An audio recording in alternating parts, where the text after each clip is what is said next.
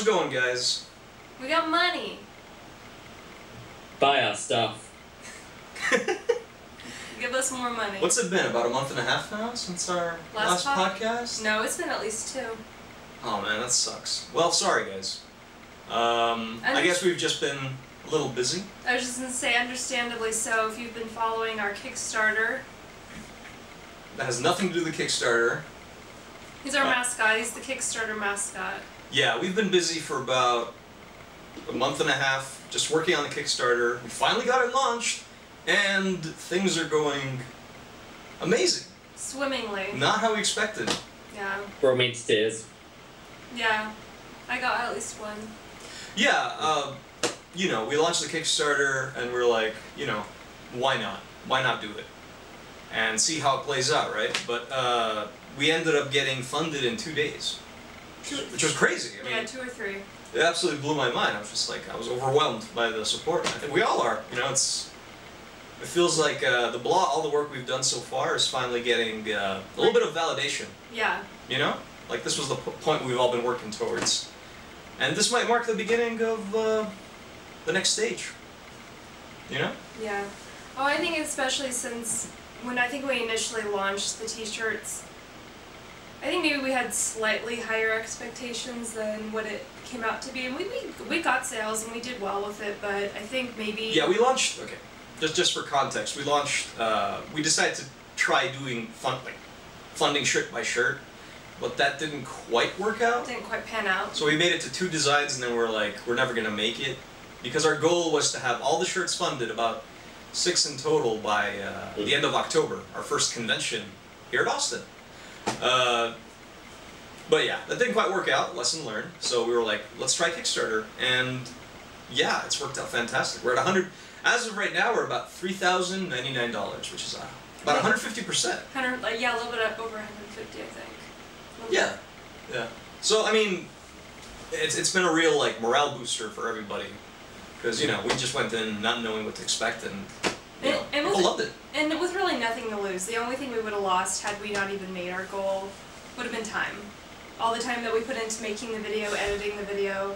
So really, we didn't really have much to lose. Yeah. And now we have everything to gain. That took forever. I mean, just putting it all together was just... It was hilarious. Us trying to find places to film without getting kicked out.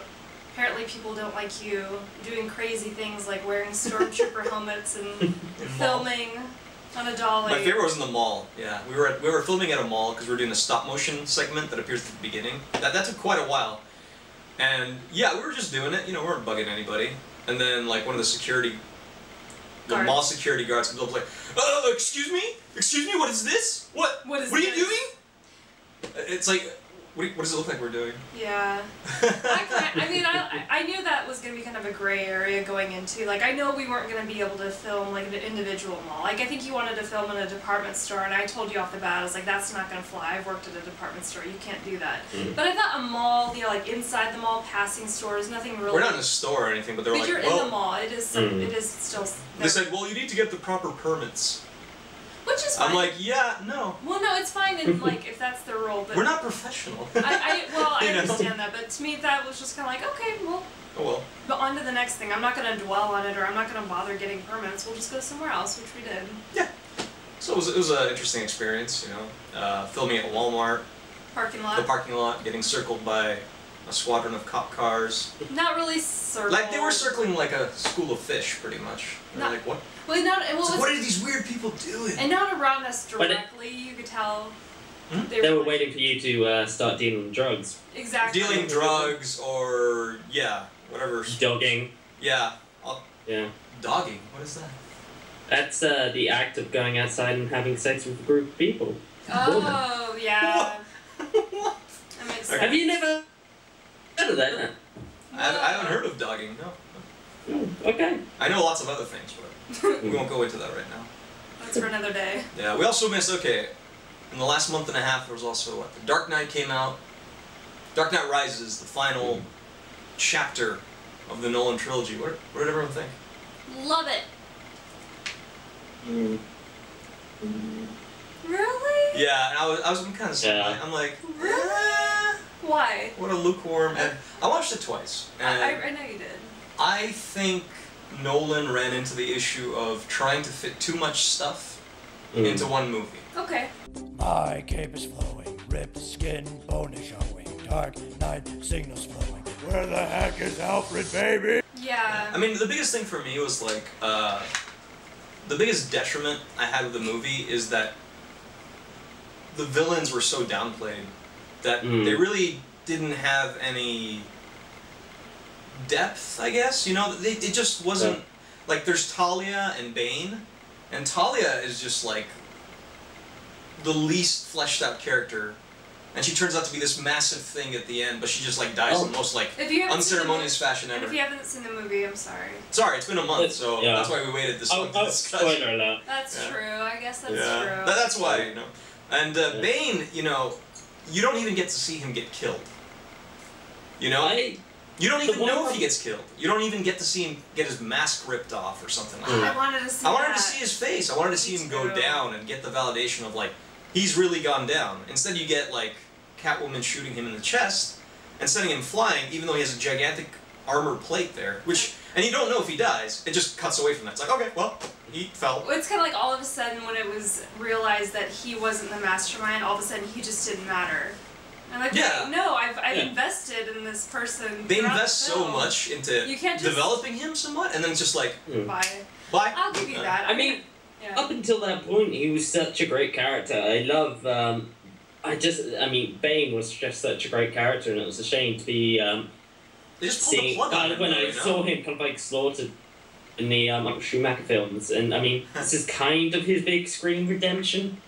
But it's just, I do agree, once you find out he's not the mastermind and Talia al Ghul is the mastermind behind it all, it's just, but I mean, it's, as a comic fan, seeing Talia al Ghul on the big screen is weird. Yeah. At least the way she was presented was just like, it's like within a matter of 5 minutes, it's like, well, it was me, and then she dies. I was like, it's like, oh, okay. Alright. I mean, cool, Talia. Here's how the film should have ended, in my opinion. Talia, in the comics, Talia al Ghul has Bruce Wayne's kid. Oh wow! So you end the film, have kind of like an after credit sequence. You know, you're not planning on doing the film, and have Talia al Ghul giving birth. That's pretty much it. But we're like waiting, like, and then what? Yeah, like the.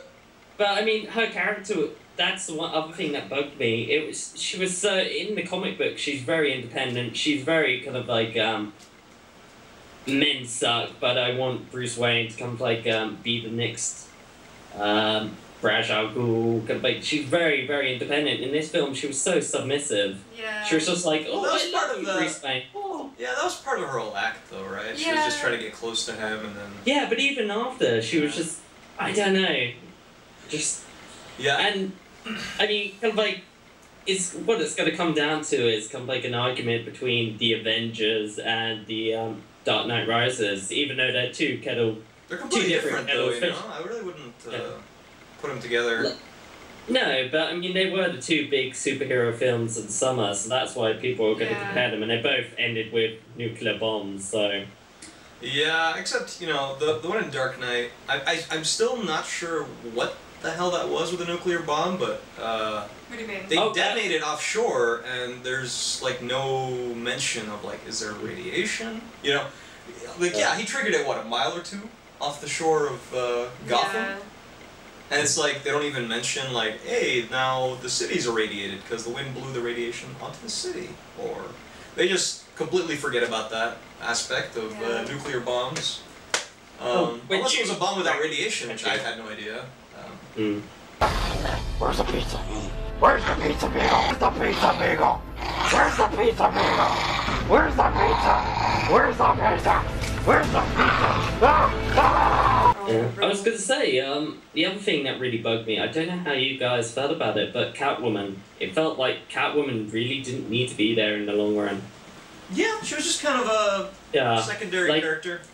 I'm trying to. She kills Bane, but nobody cares. Like, don't get me wrong, Anne Hathaway is amazing in the role, but it just didn't add anything to the film. I don't think it added anything to the storyline, Mm-hmm. but I think to the overall feel of the film, I don't know. Yeah, no, I that was a good. That was a good liked guess. it, but Okay, whatever. I'm not good at articulating this particular. But I plot, felt like- but- what I meant was you could probably not have written her in the film, and it wouldn't have made a bit of a difference. No, Not really, No, no. that's true. You could have cut the 20 minutes that film really I'm needed not sure to what she get cut out represented, really. and added more story. I think the biggest thing is just like you compare. I kept going back to Heath Ledger's performance, Yeah. and that's what I just was missing so much in this one. It was just like I But want a strong villain. yeah. Yeah. Did you guys know what was even funnier was the fact that Commissioner Gordon, towards the end of the movie, he was in the back of that truck which was carrying the nuclear device before he gets knocked off the bridge. Wait. Destabilizing nuclear device, an unstable nuclear device. So Yeah. blew up 5 minutes later. Yeah. So Talia, who's driving this truck, goes off a bridge. Gordon's in the back with no harness or anything. He's an old man. He just got out of the hospital. And the fucking truck falls about, I don't know, 2 stories? Or whatever. It kills Talia. And Gordon just pops out of the back like, oh, okay, I got a scratch. So his bones weren't all broken or anything like that. But Talia died. Poor thing. Well, she got it. And then Batman She had looks it. it up. She's had such a, I don't know, such a bitch death, you know? Why is it a bitch death? It's more like a puss death. That's what I'm saying. Cop-out That's, death. that's what I'm saying. Yeah, like there was no satisfaction in their deaths. It was just like, well, Bane got shot. Talia had a car And that's crash. like if Yeah. he died. I don't even. There was no like crazy fight or anything. There was no final thing. Like what I wanted to see, if I had been Christopher Nolan, just for symbolism, I guess, I would have had Batman like rip the mask off of Bane. I wanted to see Yeah, his face. see his face. You know, and show him at its weakest point. He was supposed to be mangled, right? Yeah, they never explained that though. That was Yeah. the impression I got. Wasn't there a scene when Yeah, his face is all bandaged. It's all bandaged. I'm like, Yeah. what happened to his face? They cut his nose off. I mean, See, why would you need painkillers for the rest of your life for something that happened to your face? Yeah, I'm just like, what is under that mask? Why now? Did they ever explain why he had to be on painkillers or no? Because the surgeon messed them up. How? I don't know. See, I want to know. See, maybe there is nothing there. That's what I'm thinking. Hmm. It's like a voice synthesizer. I loved his voice. I know that was like one of the. It threw me off the first time I heard it. Yeah, I know it sounds very. I am Gotham's Well, it reckoning. sounds very like old timey. Hello. When I first heard it, it sounded a bit like Yoda. Really? Yoda. Just think about it for a second, and Yeah. A little bit. Batman. Yeah, a little. I see it, sort of. I hear it. Yeah. It's very old timey, gentleman. I liked It it. was, yeah. But that's the thing about it that kind of threw me for a loop, because you expect him to have this like really gruff, menacing voice, and all of a sudden he's just like, Hello. yeah, just like a gentleman kind of voice. he's like Makes I it mean, scarier. in the comic books, that's pretty much how he is. So Really?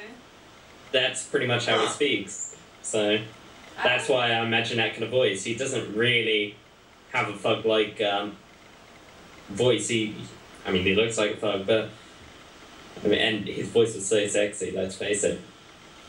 Ew. No, it is. Gross. It is. No. Yeah. Alright. Yeah. But yeah, overall, I thought it was lukewarm. Mm. You know, in terms of how yeah. they concluded it. I wish they'd done 2 movies, so he had more time to flesh out the story, Yeah. you know, and give the characters a little bit more oomph. Because that's been very popular lately, you know? Yeah, part one, Splitting part up, two. like... Splitting up movies that are just, like, impossible to condense into one movie into 2. Major finales. Yeah. Mm-hmm. If they'd done a part 1 and part 2, he would have made double the money, I think. So Oh yeah. Yeah, I would have paid for that. Yeah. I would pay for them twice. Yeah. Yeah, I think we also asked our community, just to wanted to hear what they thought. So let's bring up the Facebooks here. The Facebooks. All of them. Yeah. So Christian P, actually from our Facebook page, said the first half of the movie was plainly amazing. The second half was predictable, in that very Hollywood way. And Gavin M said, I wanted to like it. I really did, but it just didn't deliver at the end of the day. I think most people just are talking about the second half of the movie. Yeah. In general. Yeah. And Richard C. mentioned that the movie fell apart towards the end, and the plot holes started to gape wide. Yeah. So it's kind of pretty much the general. I think that's it. Yeah, it just felt like everything in the second half just started to. It just felt rushed. It did. It's like city under siege. 6 months pass. Batman gets out. Now he's in the city. Yeah. But yeah. I still liked it, nonetheless. Yeah. No, I liked it. I mean, it had some good scenes, but it was just so. It wasn't. I mean, it was a solid 7 out of 10, but. Yeah. I mean, you're kind of coming off the necktails of Dark Knight, which was probably one of the greatest cinematic experiences I've had in years. So. Yeah.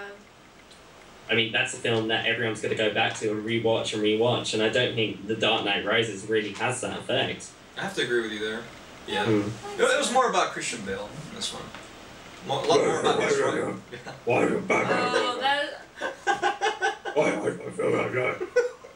I can't stand that. That every time he does that, like, because I get so drawn into those movies, and as soon as he starts doing that, I'm like completely turned off. Yeah. Like in The Dark Knight, I was just like more interested in Heath Ledger. Yeah. And every time Batman would come in, I'd be like, ew, you seem so out of place right now. It's like you're like a cartoon character. Yeah. I know a friend who got a bit. We went to see it, and every time the Joker wasn't on screen, he just kind of walked out and just waited for, because he just was so disinterested in the entire film. He was just interested in Heath Ledger's performance. So who was he getting like texts whenever? I was gonna say, how do you know what the that fuck back is this? I was getting a lot of texts. Yeah. But I guess. Yeah, go ahead. I mean, Heath Ledger's performance, again, that's something that's. I mean, everyone kind of like looks at Dark Knight with kind of the jaded goggles and how amazing it is, but it's far from amazing. It's one of the most fun cinematic experiences I've had in years. I agree too. That film is about 40 minutes too long, so there's so much junk that people forget about because of the Heath Ledger performances, and I guess it just makes up for everything. You know? It's stuff like the China stuff in China with the trying to get the CEO, which I guess is major to the plot. But that's a huge 20-minute slice, which just every time I watch it, I just look at my watch because it's so disinteresting. I agree. I didn't like that part either. I liked it. But yeah, let's move on from Batman. We've given enough time at this point. So, yeah, because we watched a lot of movies. We don't want to get through all of them. Yeah, so let's talk about an even more important film. Only one of us have seen it. Total Recall. Yeah, I was unfortunate enough to go watch it. I went with a friend who was just like, you know what? Who's a friend no longer. Yes, and he was just like, it's going to be visually interesting at least. It looks cool, you know? I personally hate Colin Farrell. You know, I just don't think he's ever been able to get me drawn into any of his performances. What good movie has he been in? Nothing. Well, are we going to do a spoiler-free review, or...? I don't think anyone's going to fucking watch this movie. But okay, let me explain. I watched the original, and then I went and watched this one, and I'm like, the best way to describe it is taking bits and pieces of the original and then sticking them into an entirely new movie, which has nothing to do with the source material, and taking all the fun out of it. What is it? What's wrong? Yank that needle out before it takes. Why are you here? Oh, why? No, please! It's a drab, visually stuffed, generic sci-fi movie, which with lots of shit that makes no fucking sense. The only issue I take with that complaint is the first part, where you say that they kind of turn things around and they make it into something different. Isn't that what you want out of a remake? You want but something different? they took it too far. Okay, so for example, Daniel, you know the Total Recall pretty well, right? So they got rid of Mars, first of all. Okay? I was going to say, it's based off the original novel as opposed to the film, so... Which isn't... They don't have Mars in the original film. So the plot of the movie is that, from what I understood, Neo-China / Australia is trying to manufacture enough police robots to send via the elevator to Neo-Britain to take over because the rest of the world's irradiated and there's not enough real estate. The premise is as fucking stupid as it sounds. And was nothing short of groan-inducing. Do they have the mutants like in the original? No. Boo. Like, I mean, To be honest, in the irradiated world, that would be perfect. Quado does not exist. Mutants. Quado does not exist in this movie. Oh, come on. What about the three-boob chick? They added the three-boob chick. That's it. That's the only thing. The chair from Total Recall, the three-boob chick. Those are the only things that made it from the original movie. That's it. Everything else is 100% different. Like, alright, spoiler alert. How do they fit the three-boob chicken? This is, What? How do they fit her into the movie? Like, three-boob chick. They don't have the mutants, and how do they fit her in? Because she was a mutant. That's the only mutant you ever see. Oh, really? Yeah. So they mention the mutants, but... No, not really. No. So she's just there for... She's just there. She's in a weird harem area, and I guess there's cyborgs and stuff. Cyborg sluts. So that's it. That's all you get. It's just a three-boob chick, and she says, "Oh, are you looking for recall?" And he says, John Farrell says, "Yes, I'm looking for recall." That's it. And okay, I would have watched that and walked out. That's the only reason I wanted to see the film. I know. I saw that. I'm like, you know what? At the end after watching the movie, I was just like, if you had removed the chair, if you had turned recall into something else, if it was just called like Mindfuck, and the chick wasn't there, you could have called that movie anything. Because it just had nothing really to do with the original. Like, I think they just used the name to prey on people's nostalgia, if you know what I mean. Yeah. You did not care about anyone in that fucking movie. Like, it was visually cool. There's some visually cool stuff happening, but it was all over the place. You know, it just felt like one of those movies where the director's like, kind of like Michael Baying it. He's like, "Oh, dude, we need to make a scene where we have like these guns that shoot tasers, but are like portal guns. Okay? This doesn't help the plot at all, but let's do it. It's cool, right, bro?" Yeah. So no, you know, I'm just saying it was pretty disgusting. It was disgusting. It was kind of disgusting. Yeah. We both walked out just kind of disgusted. We're like, this movie fucking sucked. Aside from some visual candy, really, it could have been any movie. Yeah. They just chose to slap the Total Recall name on there to get people like me to pay money for it. Unfortunately, I think the people, you know, the general populace wised up, and I think it made $30 million out of a $100 million budget. Hooray! So far, so yeah, no more remakes. I hope. Wow, apart from pretty single remake. Yeah. Aside from the other 40 remakes coming soon. Did you see the Videodrome got announced for remake? I heard about that. That's very obscure, though. You know, I wouldn't say it had as big of a following. No, but it's talking about doing the Total Recall remake, kind of attitude of turning it into a Michael Bay-esque film that has nothing to do with the original. Wow. And they're making Toxic Avenger with John Travolta? I've never heard of that. Oh, don't worry about it. Oh. Trauma film? Yeah. Oh. No, I'm just saying, all I got out of that is like they're really hurting for new ideas. Yeah. If they're going to Toxic Avenger, which is a B movie from the 80s about a dorky kid who falls into a vat of toxic waste and becomes a super mutant that kills all the people in the gym that were bugging him. It's a gross movie. Men want to be him. Women want to be with him. John Travolta. John Travolta, man. We also checked out Paranorman, That which was is kind of awesome. sad. Why is that sad? It's just not doing well. Oh. We've been covering it for a few months now, and you know, I originally thought it was CG. Turns out it was actually stop motion with a little bit of CG added in. Yeah. Which was just insane. I mean, we posted a video on our blog just recently showing how much time went into making a lamp. And it looks like it took about 2-3 days.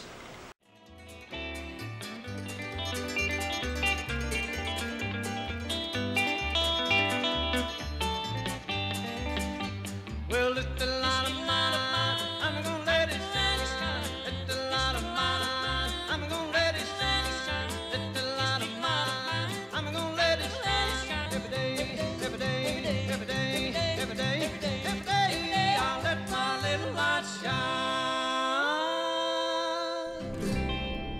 Yeah, they did a little short before the movie. So we saw it at the Alamo, and they did there's this lady talking about having to knit little sweaters. She was hand knitting all the little sweaters that they wore. It was just like the attention to detail was crazy. Yeah, I mean, it was just insane. The amount of work that went into that. The amount of like little artisans and specialists that had to come together to make this movie, you know, be what it is. I mean, it had a really good story. It did. I wasn't a fan of Coraline, which is Laika's previous work. I haven't seen it. I thought it was just too quirky and overly dark, really. And this had some darkness to it, but not overly so. Yeah, go ahead, Danny. Sorry, go ahead. No, I was gonna say I liked Coraline. I guess the quirkiness got to me, but I hadn't seen a stop motion film in such a long time. I think I just fell in love with the style again. Yeah, we watched Aardman's Pirates. Yeah. That's the last one, and it came out this year as well. I don't know how well it did in the box office, but I don't think it made the top 10. No. yeah. But it's a shame, you know, because this medium is kind of dying out.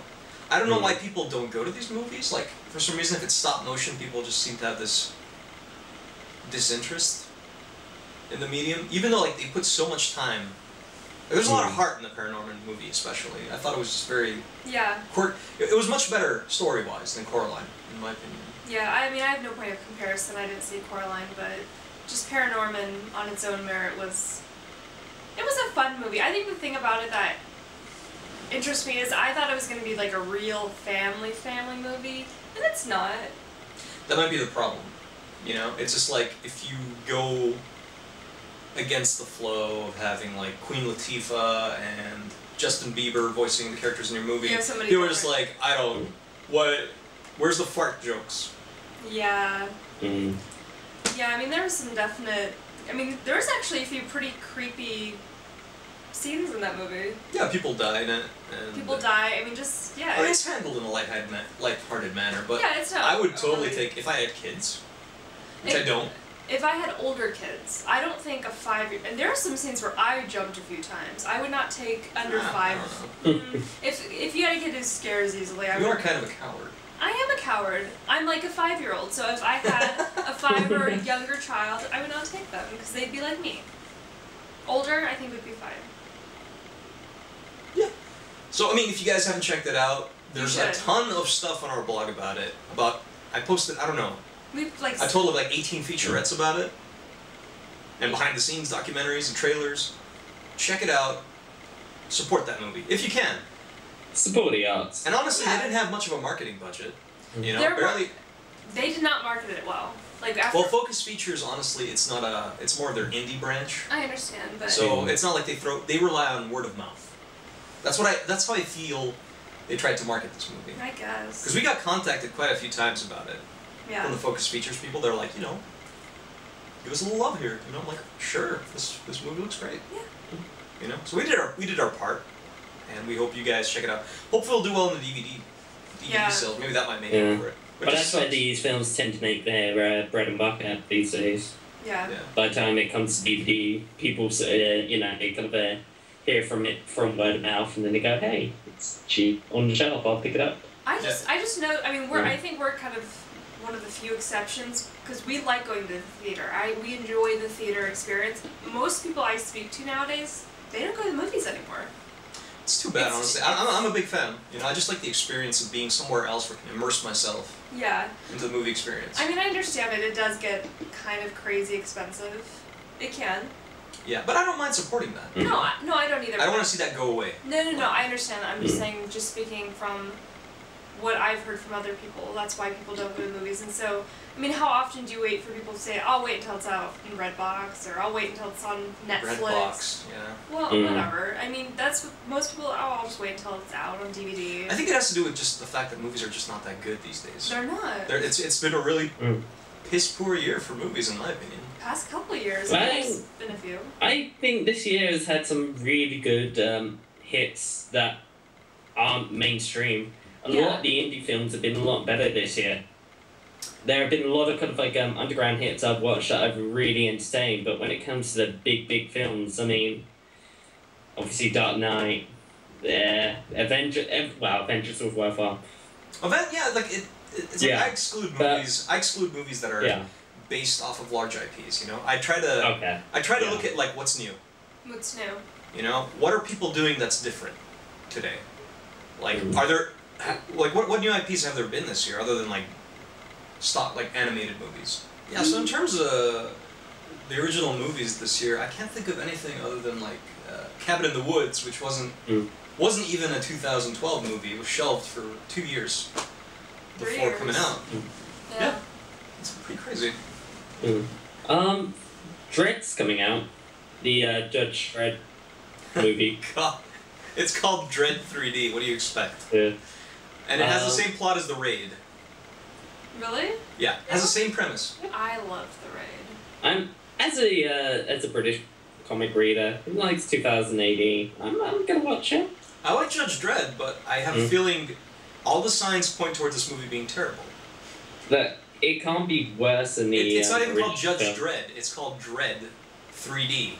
They have a drug in it that makes everything go in slow motion. And one of the features of the film that they touted has amazing slow motion fights. Well, you got one now. She has control of everything. Levels 1 to 200. This is Mama. Somewhere in this block are 2 judges. That's not good. Do you understand how this kind of plays together in terms of like, wow, this plot point sure works with the action aspect. You know what I mean? And the premise is basically there's a building, and there's a warlord at the top, pretty much, a very infamous female drug dealer. And when the guys try to come to her building, she locks down the entire place and tells all the tenants, hey, this Dredd guy's trying to make his way up to the top. Here's an incentive for killing him. Does that sound like something else? The Raid. Huh, The Raid. Okay. So, yeah. I like how Dredd's helmet's like a little bit too big, too. Just a little bit too big. You know? Yeah. It's true. It's pretty big. Yeah. La Miserables? What? Les Miserables. Oh, Les Miserables. Yeah. Yeah. Wolverines! Oh god. Oh god. Are you bringing up Red Dawn? Yeah. Yeah, that's coming out too, and yeah, according to Daniel, we just talked about, that movie's also been shelved for how many years now? 3? Couple. 3 years, yeah. So why did they keep it on ice like that? Because Chris Hemsworth is in the film. And now Chris Hemsworth being Thor. So, okay, I mean, that kind of doesn't make sense. So they literally didn't release it in order to give the... No, they didn't release it because it was a piece of shit. Oh! Yeah, they were like, we're just gonna bide our time and hopefully this dude gets famous. I don't know. They didn't do that. That's a really unnecessary remake. The original was a classic. Well, although it might serve the purpose of making the original more famous, I hope. But I haven't seen that one either. That's another one to add to my list. Yeah. So they literally waited 3 years for Chris Hemsworth to get a little bit more popular. And they're like, well, let's tarnish his name now. Release this piece of shit. I can't wait. Oh, instead of Russians, I think it is Iraqis. Of course. No, from what I was reading, from the original script. I thought it was leaked, Koreans. and it was yeah. I honestly thought it was North Korean. In the original film, it was Russian terrorists. Yeah, why would it be Russian now? Gotta make it relevant. So, that makes no sense. So how the fuck do Iraqis invade the US? Wolverines! There, leave it at that. That's it. That's all you need to know. Yeah. We've also been watching a show called, I guess you might know about it, Daniel, Idiot Abroad. Yeah, I'm slightly familiar with it. It's actually been a really fun show to watch. You know, I'd never heard about it till recently. Somebody just brought it up. He's like, hey, checked out this BBC show. That surprises me. It seems like the kind of show you would have been on board straight away with. Yeah. Honestly, I never heard about it. I'm just saying, it didn't get much of a release here. I think it did get a limited release maybe on Travel Channel. It wasn't even on BBC. We don't have America. We don't know. Yeah, we've canceled recently. So. We got it on a satellite channel as opposed to a like Sky? terrestrial channel. So yeah, on Sky. Huh? We did get it on BBC. So It basically follows. It's Ricky Gervais and his friend, and his two friends, like basically sending this guy who's like the worst tourist ever. He's just oblivious. Around the world to experience like the wonders of the world, the bucket list. The 7 wonders of the world. Christ the Redeemer. The Taj Mahal.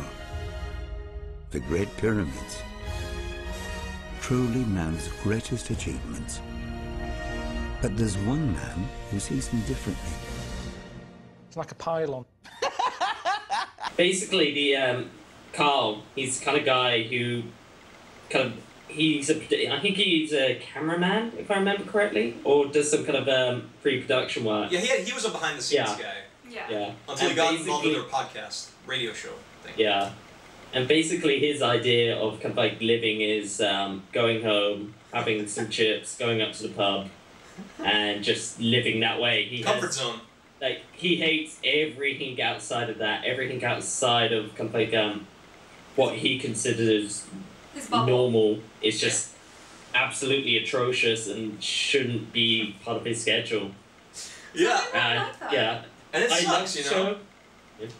The reason I love the show is because I know people who are exactly like that. Me too.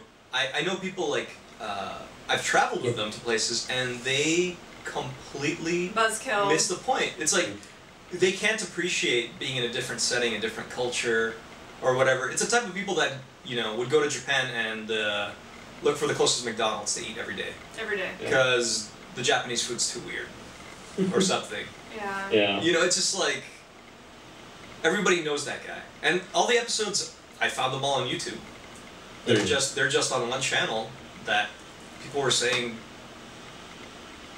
was sponsored by BBC or something like that. So we've just been watching them, and it's been awesome. I mean, yeah.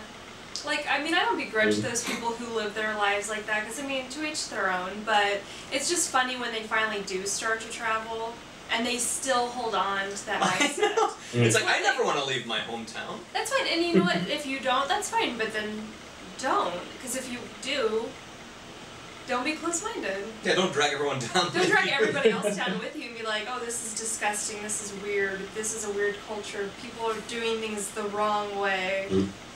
No, this Carl Pilkington guy, though, they do fuck with him pretty hardcore, though. Like, they do set him up for failure in every regard, in terms of, like... And he never catches on. That's the thing that blew my mind. They're just... You know, Ricky Gervais is obviously fucking with him in terms of, like, hi, slight change of plans. We're going to send you to this one-star hotel. And he's like, oh, man. And he's like... Or I like the one that was, where was he? Oh, he was in Alaska. He's in, like, bumfucking nowhere, middle of Alaska, freezing his ass off. And he's like, oh, man, what's the weather like? He's like, oh, I'm freezing my ass off. He's like, oh, man, the weather here is so beautiful today. And he doesn't get that He doesn't get that he's being fucked with, yeah. He doesn't get it. That's the beauty of that guy, Mr. Carl Pilkington. So check it out, Idiot Abroad. There's about... How many seasons are there so far? 3? 2. 2. Yeah, he probably stopped after that second season. It's like, fuck you guys, I'm going home. I'm done with this forever. Yeah. Now another issue that kind of came up yesterday was the Apple versus Samsung verdict, which jurors seemed to judge. They ruled that Samsung had infringed on a bunch of Apple patents and awarded Apple with about $1.05 billion worth of damages to the company. Yeah, I think it was just over $1 billion. Yeah. So I have an iPhone. And you have a Samsung. Samsung. And Daniel, you use Apple products, right? Oh, I do. Yeah. Now, you know, I just want to make sure you guys don't think we're biased or anything, but I kind of think that the judgment, at least the stance that Apple took here in terms of trying to drag Samsung into this type of battle, is just kind of unfounded. It's not like Apple, in my opinion. Like, I kind of see them in the wrong for trying to claim that somebody else had copied them, because... That apparently everything was original thought. Yeah, they seem to imply that that Samsung had copied the iPhone, and...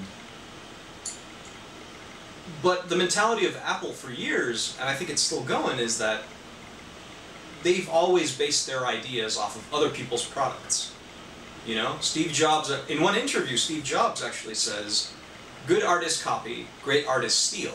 And he says, we are well known for shamelessly stealing other people's ideas. And improving on them. It comes down to trying to expose yourself to the best things that humans have done, and then try to bring those things in to what you're doing. I mean, Picasso had a saying, he said, good artists copy, great artists steal. And we have, you know, always been shameless about stealing great ideas. You know, so to see them turn around like this and actually bring up patent infringement and stuff like that, it just seems like they might be a little bit afraid that maybe Samsung might make something better.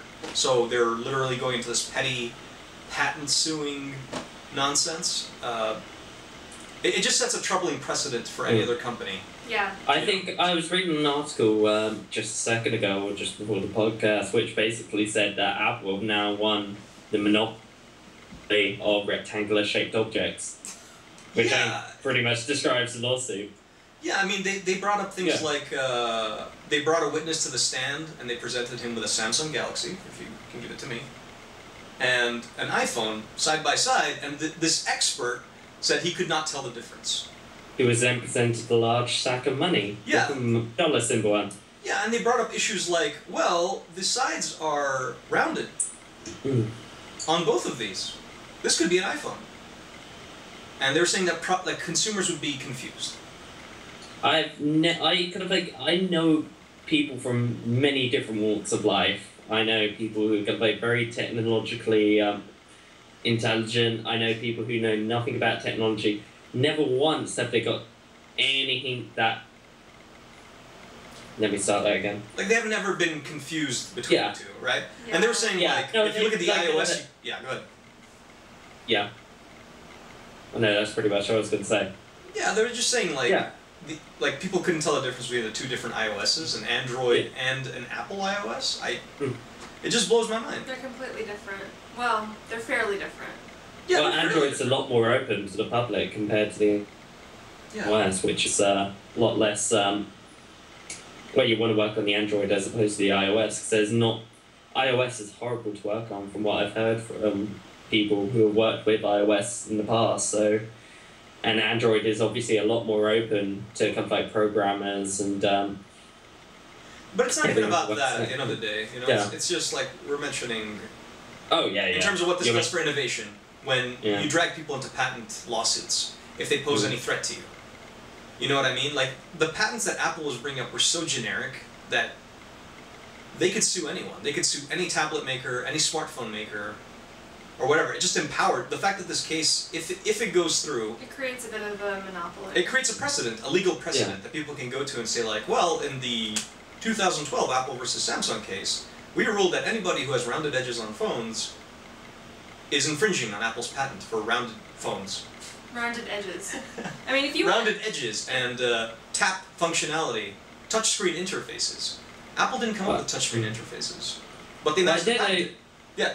I don't know if you guys have it so much in the US, but in the UK we have a lot of what they call knockoff iPads, which are basically tablet computers which run on Android, which are exactly the same shape, size, and design as the iPad.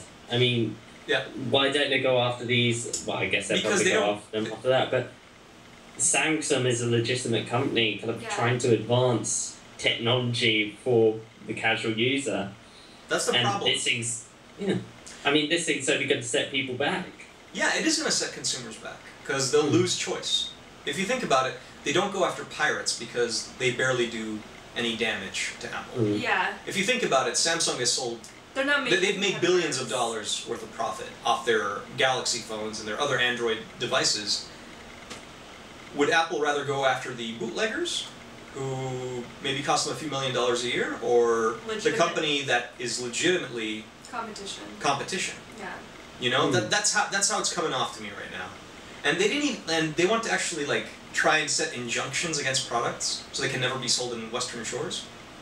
Like stuff like that. It's literally trying to monopolize the market. That's how I see it, and that kind of bums me out. Yeah. You know, Like, as a result, I think I might switch over to Android after this. Because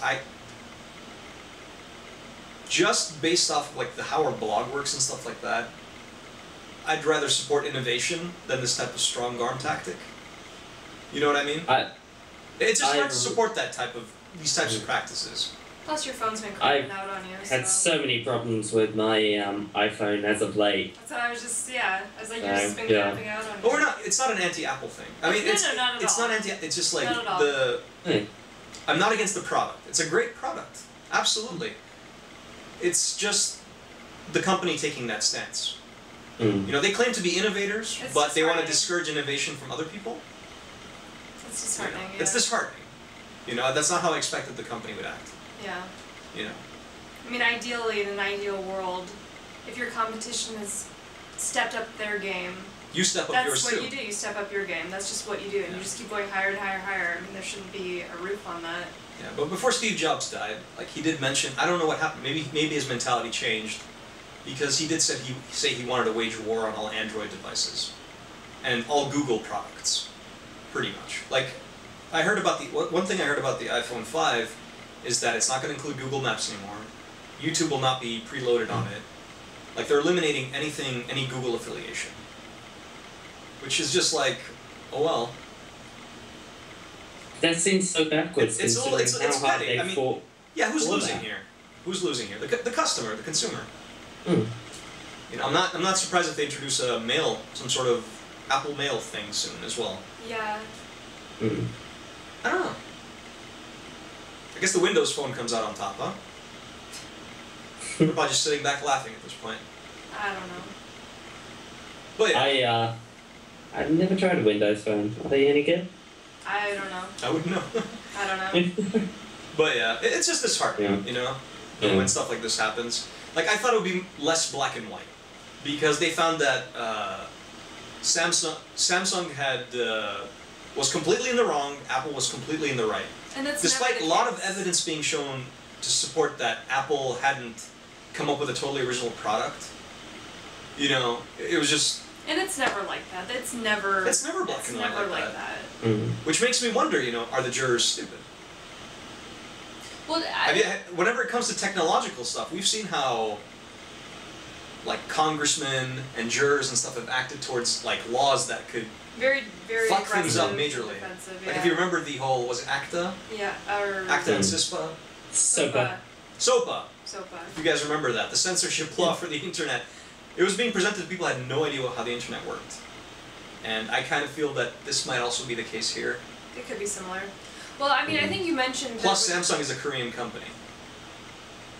You know, that could be a thing. You know. I don't know, but I think it was interesting. I think you had mentioned that there was one juror who came out and said, "Oh, I knew." I knew from day one that Apple was in the right. Like, that's actually a statement that the juror made. It's just like. That's admitting bias. Really? So before the evidence was shown, you knew that Apple was in the right here. That's not. Yeah. Maybe he was a shareholder in Apple or something. I don't know. I don't know. Well, let's hope that the appeal works out for Samsung and they actually point out that things are not that black and white. They get the $1 billion back. Yeah. I mean, they made $4 billion this year, so it's a dent. Yeah. But it sends a very clear message to everyone else. Don't bother. Don't bother. Don't bother. Don't bother innovating. We've got this. Yeah. Anyways, other than that, you know, we hope to get the podcast going again on a regular schedule. It's hopefully. Just busy. Yeah, the last month and a half, 2 months have just been chaotic, emotional. Emotional. Kind of. Beautiful. Yeah. Beautiful. Yeah. Lots of ups and downs lately. But it's really heartening to know that the Kickstarter took off. You know? Like, from all of us, we'd like to say thank you. Thank you. Thank you so much for helping us reach our goals. We still have 20 days to go, so we're working on coming up with all kinds of new incentives. More stretch goals. More stretch goals to keep the Kickstarter going. Awesome. So be sure to check it out. We also made that fun video if you haven't checked it out yet. Please check. Features us doing stop motion and. If anything, if you can't donate, not even $1, watch the video. Please, we worked so hard on it.